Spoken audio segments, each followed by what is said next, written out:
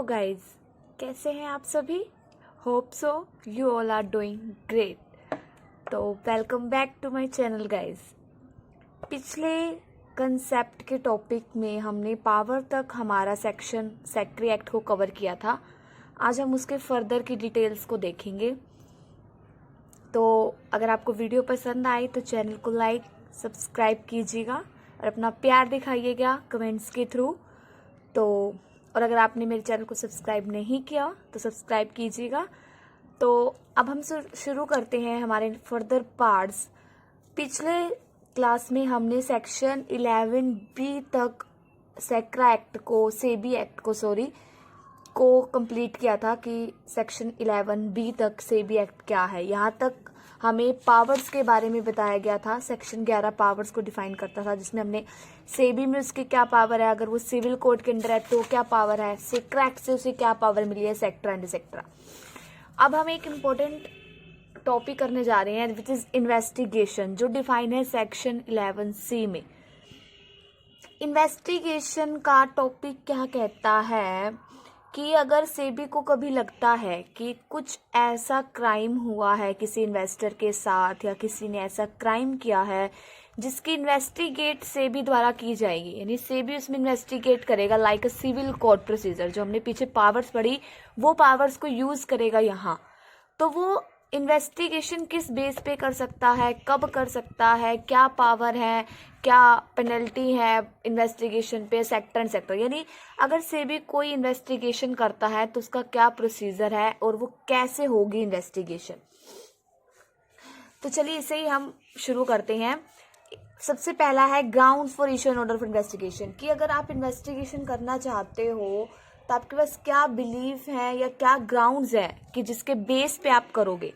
तो सबसे पहला कि आपने कोई ऐसी ट्रांजैक्शन की है सिक्योरिटी मार्केट में जो गलत है, यानी in security market being deal detrimental to investor, कि आपने ऐसी कोई ट्रांजैक्शन की है जिससे या तो इन्वेस्टर को नुकसान पहुंचाए गलत तरीके से या सिक्योरिटी मार्केट को, ठीक है। और या ऐसा कोई भी इंटरमीडिएरी, स्टोकर, ब्रोकर, ये सब, या कोई भी पर्सन जो सिक्योरिटी मार्केट से रिलेट है, उसने सेबी एक्ट का कोई प्रोविजन वायोलेट किया है। यानी दो ग्राउंड्स है आपके पास, या तो आपने कोई ऐसा काम किया है जो डेट्रीमेंशियल है इन्वेस्टर या सिक्योरिटी मार्केट के, या आप लोगों ने एक्ट के किसी प्रोविजन को वायोलेट किया है, फॉलो नहीं किया है। तो ये दो केस पे सेबी आपके ऊपर इन्वेस्टिगेशन लगा सकती है। Furnishing relevant document to investigation authority, ये है कि जब सेबी आपके ऊपर इन्वेस्टिगेशन लगाती है तो आप इन्वेस्टिगेशन करने आई जो अथॉरिटी है उन्हें अपने रिलेवेंट डॉक्यूमेंट देते हो, जो जो सेबी मांगती है, वहां की अथॉरिटी मांगती है। तो कौन देता है वो डॉक्यूमेंट? हर manager, managing director, officer, employee, जिससे भी बेसिकली सेबी मांगेगी वो सभी, ठीक है। उसके बाद है पीरियड ऑफ कस्टडी, कि यदि आपको किसी तरह से दोषी माना जाता है या आपके ऊपर अभी भी शक है, प्रोसीजर जारी है, तो जो भी बुक या रजिस्टर आपने इन्वेस्टिगेशन अथॉरिटी को सबमिट कराया है वो अथॉरिटी 6 महीने तक उस बुक को अपने पास रख सकती है, एंड आफ्टर दैट उसे वो रिटर्न करनी होती है जिससे उसने ली है, ठीक है। लेकिन अगर चाहे तो वो दोबारा मंगा सकती है। इट इज नोटेड कि वो चाहे तो वो दोबारा मंगा सकती है, लेकिन मैक्सिमम टाइम एक बार के लिए वो 6 महीने है। उसके बाद आपको वो डॉक्यूमेंट्स लौटाने पड़ेंगे जिस पर्सन से आपने लिए हैं। एग्जामिनेशन एंड ऑन ओथ, कि अगर सेबी चाहे, उसकी जो इन्वेस्टिगेशन अथॉरिटी है अगर वो चाहे तो वो किसी भी डायरेक्टर या मैनेजर या जिसके ऊपर भी केस चल रहा है उसकी ओथ को एग्जामिन कर सकती है कि उसका क्या प्रोसीजर है, भी उसने क्या शपथ ली थी अपनी ज्वाइनिंग के दौरान, क्या क्या उसके काम थे, उसकी ओथ को एग्जामिन कर सकती है। Next is on failure penalty, कि अगर आप किसी कारण से किसी चीज में फेल हो गए हो, जो सेबी ने, इन्वेस्टिगेशन अथॉरिटी ने आपको बोला था, वो कारण क्या है? या तो आपने कोई बुक नहीं दी, ठीक है, या आपने कोई इन्फॉर्मेशन नहीं दी जो सेबी ने मांगी थी, या आपने कोई नोट साइन नहीं किया, ठीक है, या आप अपीयर नहीं हुए इन्वेस्टिगेशन अथॉरिटी के पास, आपको बुलाया गया था लेकिन आप आए नहीं, आपने कोई क्वेश्चन का आंसर नहीं दिया, अगर आप इन सब चीज़ों में किसी तरह से फेल हो जाते हो तो आपको पेनल्टी लगाई जाती है इन्वेस्टिगेशन अथॉरिटी के द्वारा। और वो पेनल्टी क्या है? इम्प्रिजनमेंट, जेल हो सकती है आपको, जो 1 साल तक बढ़ाई जा सकती है। जितने की होगी वो तो होगी, उसके बाद 1 साल तक बढ़ाई जा सकती है। फाइन को 1 करोड़ तक बढ़ाया जा सकता है, मिनिमम कितना भी, नेक्स्ट 1 करोड़ तक और बढ़ाया जा सकता है, या आपको दोनों भी हो सकता है, ठीक है। अगर 1 करोड़ है उसके बाद भी आपको 5 lakh per day after first during, कि जब आप पहली बार क्राइम करते हो, कोई कोज करते हो, तो आपको additional fine 5 lakh rupees per day ये भी लग सकता है। तो इम्प्रिजनमेंट जो 1 साल तक के लिए एक्सटेंड हो सकती है, फाइन जो 1 करोड़ तक है, और एडिशनल फाइन है 5 लाख रुपए पर डे, कि अगर आप किसी कारण से ये सब कोज हैं आपके, तो आपको ये 3 जो है वो पनिशमेंट दी जा सकती है। उसके बाद है कि अपनी इन्वेस्टिगेशन के दौरान जो अथॉरिटी नोट्स बनाती हैं, ठीक है, वो जो नोट्स होते हैं वो अथॉरिटी रिटर्न में बनाती है, और जो पर्सन के ऊपर इन्वेस्टिगेशन चल रही है उस नोट्स के ऊपर उस पर्सन के साइन करवाए जाते हैं कि हमने जो भी नोट्स बनाए हैं आपकी इन्वेस्टिगेशन के दौरान वो सही है, और बाद में उन्हीं नोट्स को एज ए एविडेंस उस पर्सन के खिलाफ हम यूज कर सकते हैं। यही इसमें बताया है that notes of examinations to be used as examination, कि आपने एग्जामिनेशन के दौरान जो नोट्स बनाया है आप उन्हें एज एन एग्जामिनेशन यूज कर सकते हो। Impounding of documents, impounding of documents basically ये है कि इम्पाउंड का मतलब होता है कस्टडी में रखना, अपनी कस्टडी में रखना किसी भी डॉक्यूमेंट्स को, बुक्स को, या जो भी है। पढ़ते हैं एक बारी हम इन्हें। Believe that books may be destroyed, altered, falsified or secreted, then make an application to judge of such designated court in Mumbai notified by central government for an order for seizure। कि अगर आपको ये belief है या आपको लगता है कि इन्वेस्टिगेशन के दौरान कुछ ऐसी अकाउंट हैं या कोई ऐसी इंफॉर्मेशन है जो खराब कर दी जाएगी, चुरा ली जाएगी, या किसी तरह से उसको नुकसान पहुंचाया जाएगा, तो आप उस इंफॉर्मेशन को अपने पास रख सकते हो। कैसे? जो उस कोर्ट का जज है, डेजिग्नेटेड कोर्ट का, ये इनके अपने अपने होते हैं, उनके जज को एक एप्लीकेशन डाल के, ठीक है, सेंट्रल गवर्नमेंट को नोटिफाई करके आप वो जो इन्फॉर्मेशन अपने पास रख सकते हो। क्यों? अगर आपको लगता है कि इन्फॉर्मेशन या बुक डिस्ट्रॉय हो सकती हैं, चुराई ली जा सकती है, एक्सेट्रा एंड एक्सेट्रा। इम्पाउंड मतलब अपने पास रख सकते हो अगर आपको बिलीफ है कि कुछ गलत हो जाएगा। उसके बाद डिमांड ऑफ सर्विस ऑफिसर, कि अगर आपको लगता है कि आपको और सर्विस ऑफिसर की जरूरत है तो आप उसकी डिमांड कर सकते हो, ये तो नॉर्मली है।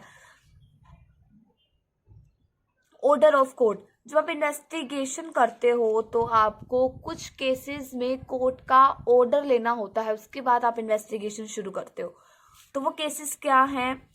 जब आप कोई ऐसी जगह एंटर करते हो जहाँ पे इन्वेस्टिगेटिंग जो आप कर रहे हो, जिस पर्सन की कर रहे हो उसकी बुक्स रखी हुई हैं, ठीक है, उस केस में आपको कोर्ट का ऑर्डर चाहिए जब आप किसी बुक को अपने पास रखना चाहते हो, लाइक इम्पाउंड, अपने कस्टडी में रखना चाहते हो, ठीक है। आप कोई ऐसा प्लेस सर्च करना चाहते हो, इन्वेस्टिगेट करना चाहते हो, जिसके लिए पहले कोर्ट का ऑर्डर जरूरी है। तो इसके लिए इन्वेस्टिगेशन यही है, क्या ग्राउंड्स है आपके पास, ठीक है, कौन आपको इन्फॉर्मेशन देगा, आप अपने पास कब तक सामान रख सकते हो, फेलियर के लिए क्या है, आपको कोर्ट ऑफ ऑर्डर चाहिए, आपको अगर और पर्सन चाहिए तो आप उसकी डिमांड कर सकते हो, sector etcetera. That is all about investigation जो एक सेबी अथॉरिटी करती है किसी केस के दौरान। होप सो ये आपको क्लियर होगा, it is very important.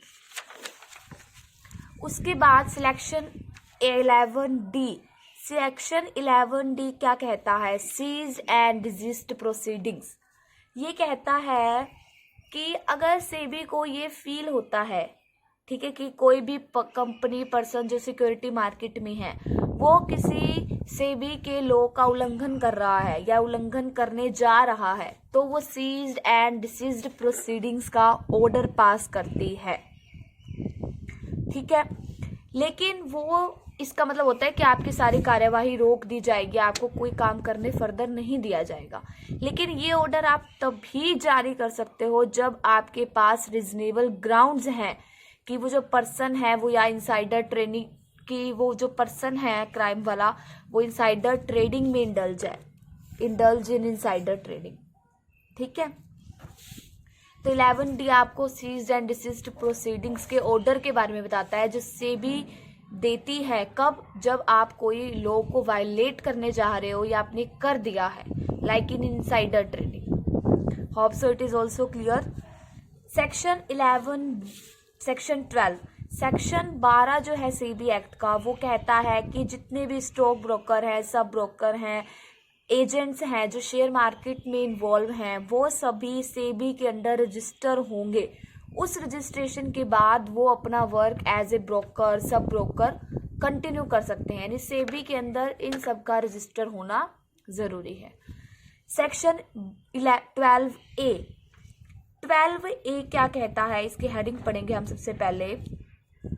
प्रोहिबिटेशन of manipulative and deceptive device, insider trading and substantial acquisition of security, कि आप किसी भी तरीके से गलत तरीके से कोई भी डिवाइस, इनसाइडर ट्रेडिंग या किसी की प्रॉपर्टी जब्त कर लेना, यानी आप नहीं कर सकते वो चीज। ठीक है, यानी आप किसी भी तरह से किसी भी, मान लीजिए मेरे पास कोई प्रॉपर्टी है या कोई सिक्योरिटी है जो मैनिपुलेटिव है, डिसेप्टिव है, धोखेधड़ी की है, तो मैं उसे ना तो डायरेक्टली और ना ही इनडायरेक्टली किसी को सेल या परचेज कर सकती हूँ। ठीक है, क्योंकि वो जो प्रॉपर्टी है वो मैनिपुलेटिव है, डिसेप्टिव है, चुराई हुई प्रॉपर्टी है, तो आप उसका सेल परचेज नहीं कर सकते हो। ठीक है, इनसाइडर ट्रेडिंग, कि आप इनसाइडर ट्रेडिंग को भी प्रोहिबिट है, आप इनसाइडर ट्रेडिंग नहीं कर सकते, अपने ही घर आपने ट्रेडिंग कर दी, सिक्योरिटीज बेच दी, वो आप नहीं कर सकते हो। सब्सटेंशियल एक्वाइजेशन, यानी जितनी इक्विटी कैपिटल आप किसी कंपनी में हकदार हो, मान ली कंपनी की 25% इक्विटी कैपिटल के आप शेयर हो, आप हकदार हो, तो आप 25% से ज्यादा कंट्रोल उस कंपनी का अपने पास नहीं रख सकते। जितनी आपकी इक्विटी शेयर कैपिटल है उस कंपनी में, मान लीजिए मेरी 5% है, तो मेरा जो कंट्रोल है उस कंपनी के ऊपर वो 5% से ज्यादा नहीं होगा। इसे बोलते हैं सब्सटेंशियल एक्वाइजेशन। ठीक है, तो 12 हमें ये बताता है। सेक्शन 13 जो है वो हमें बताता है कि जो सेबी है वो जाहिर सी बात है इन्वेस्टिगेशन ये सब करते हैं, पैसा तो चाहिए ही, तो पैसा कहाँ से आता है, तो सेंट्रल जो गवर्नमेंट जो है वो ग्रांट देती है सेबी को, इट मीन्स पैसे देती है सेबी को ये सब एक्ट को परफॉर्म करने के लिए, तो ग्रांट्स मिलती हैं सेबी को। सेक्शन 14 बताता है फंड के बारे में, कि जो सेबी का रेवेन्यू है, एक्सपेंडिचर है, यानी पैसा सेबी ने कहाँ लगाया है और वो पैसा कहाँ से आया है उसके बारे में बताता है। तो यानी सोर्स बताता है और एप्लीकेशन बताता है। पैसा कहाँ से आएगा, जो गवर्नमेंट ग्रांट देती है, ठीक है, पेनल्टीज लगाती है सेबी, वहां से आएगा, फीस लगाती है वहां से। और ये खर्च कहाँ करती है, अपने कमिश्नर्स वगैरह को, ऑफिसर्स को सैलरी देगी। ठीक है, जो हमने इसका पीछे फंक्शन पढ़ा था कि इन्वेस्टर्स को एजुकेट करेगी न्यू न्यू तरीकों के बारे में, तो उसमें पैसा लगेगा।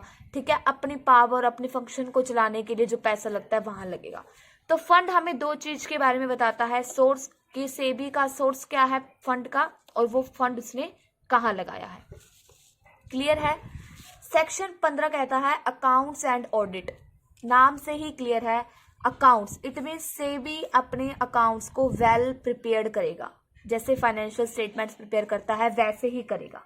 ठीक है, ऑडिट, सेबी के जो ये अकाउंट्स होंगे ये ऑडिट किए जाएंगे, किसके द्वारा, कैग द्वारा। कैग क्या है, controller of auditing general, CAG जो है अकाउंट्स, यानी अकाउंट प्रिपेयर करेगी सेबी, और वो सेबी के जो अकाउंट्स है वो ऑडिट किए जाएंगे कैग द्वारा। कैग जो है वो अकाउंट्स की ऑडिट के बाद एक रिपोर्ट बनाएगी जो सेंट्रल गवर्नमेंट को भेजी जाएगी। अकाउंट्स एंड ऑडिट में बेसिकली यही है कि सेबी अकाउंट बनाएगी और उसकी ऑडिट होगी कैग द्वारा, जो कैग फाइनल एक रिपोर्ट बनाएगा और गवर्नमेंट को सेंड करेगा। It is basically in accounts and audit section. Hope so it is also clear. Next जो हमारा मेन पोर्शन आता है सेबी एक्ट का, दैट इज पेनल्टीज, कि किसी कारण से आपने जो प्रोसीडिंग्स की हैं तो वो पेनल्टीज क्या हैं। तो पेनल्टीज ही हैं जो अब हमारा नेक्स्ट मेन टॉपिक है। ये टॉपिक हम नेक्स्ट वीडियो में कवर करेंगे।